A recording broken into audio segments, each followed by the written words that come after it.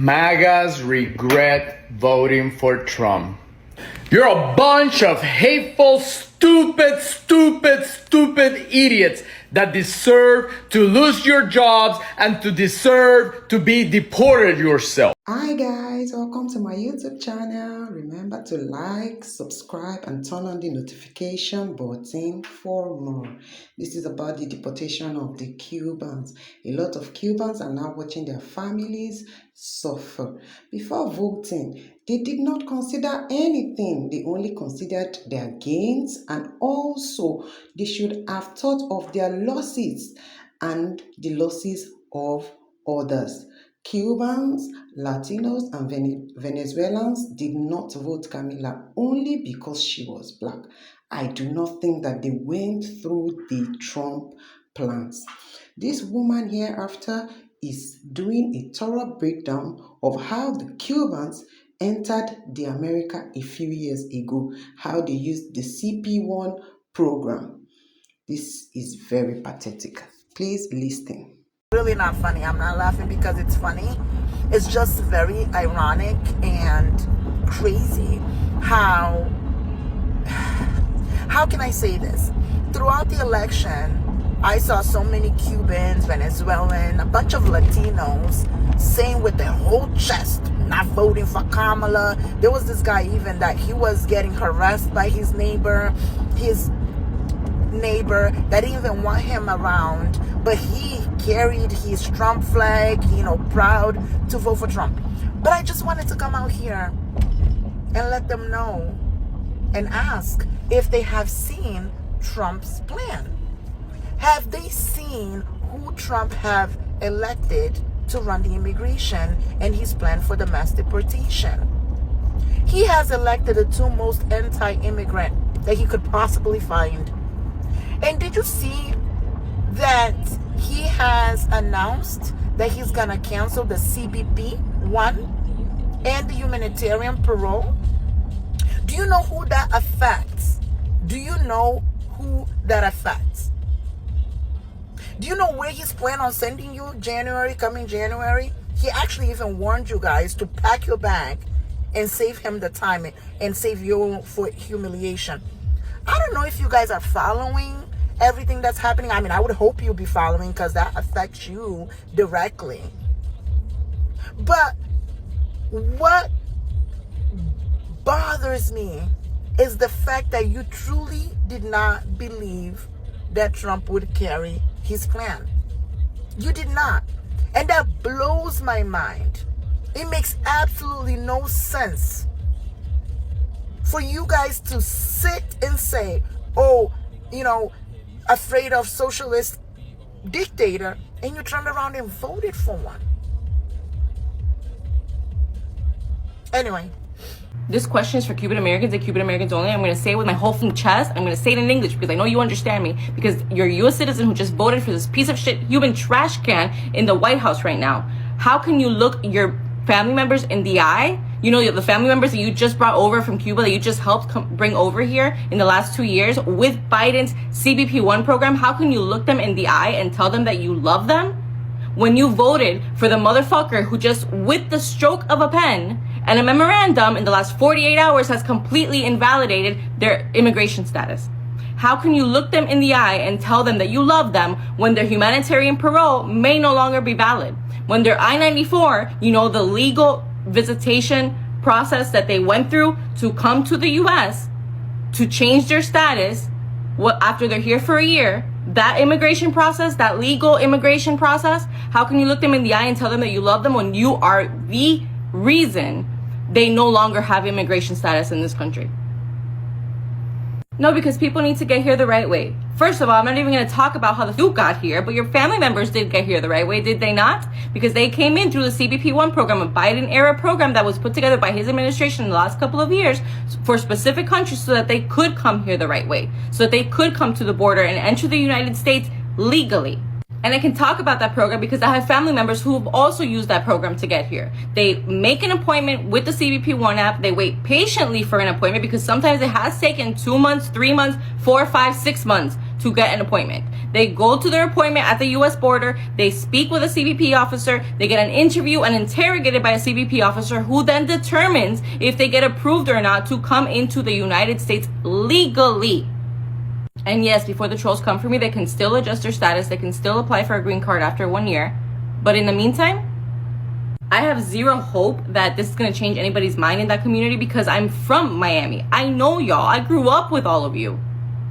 But I hope that you are scared. I hope that you're angry. I hope that people like Maria Elvira Salazar are hitting bricks and doing everything in their power to change this because she helped bring upon the problem in the first place. She helped shape the white supremacy that's the Miami Cuban American community. I hope that your minds are changing just a little bit and that you're starting to question your choices because we told you so.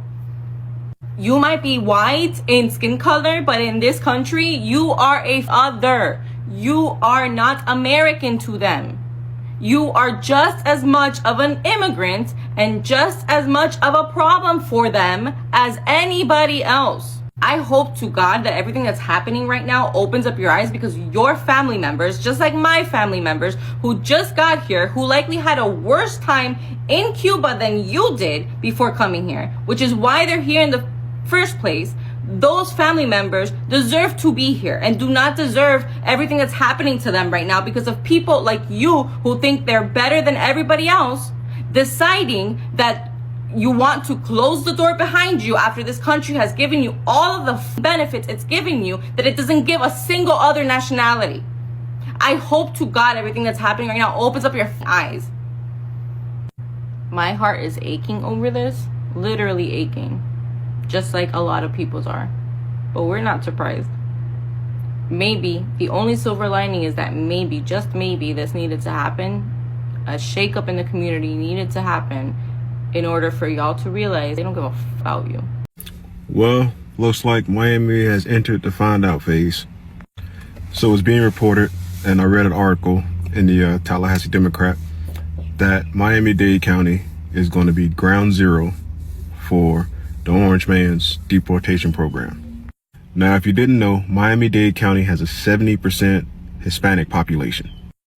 This fact helped the Orange Man win the county by 11 percentage points. It's like the first time a Republican has won Miami-Dade County since 1988.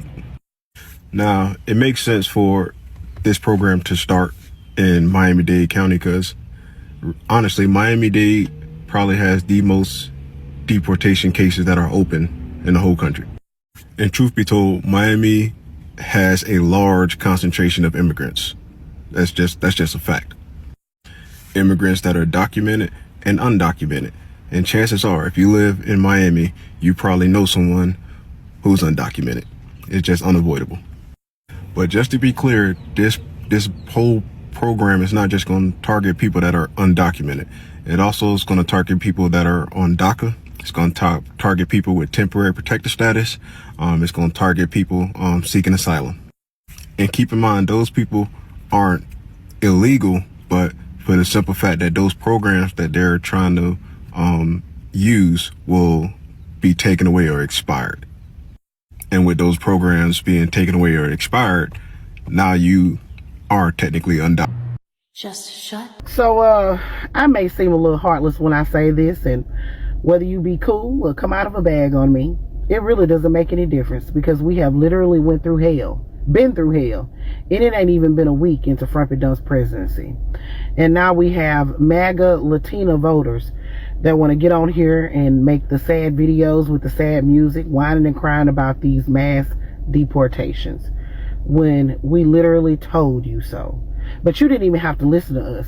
You could have got it from the person that you voted for because that's what he ran his campaign on. He told you at the beginning, the middle, and the end of every single campaign speech that there would be mass deportations on day one. And now you have the mitigated gall to get on Annalise Keaton's internet and act as if you're surprised.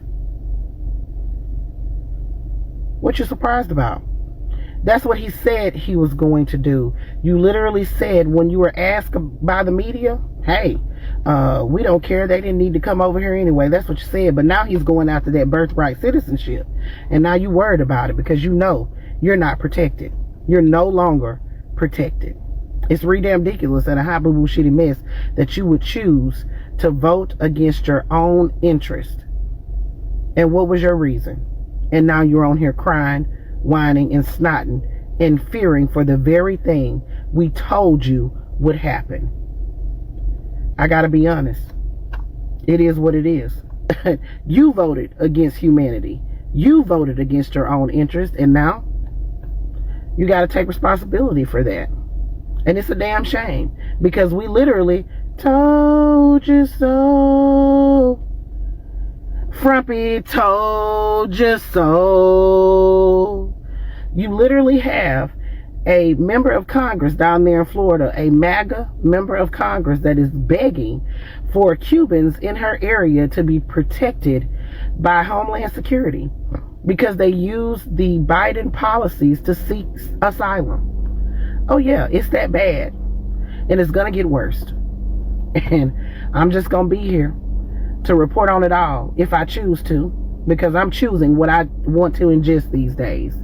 And a lot of this stuff, I don't even want to look at it because it's absolutely absurd. Because every time I see it, I literally sing that song, I told you so. So it may seem heartless, but I'm checked out. I have nothing. I literally have nothing but protecting me and mine.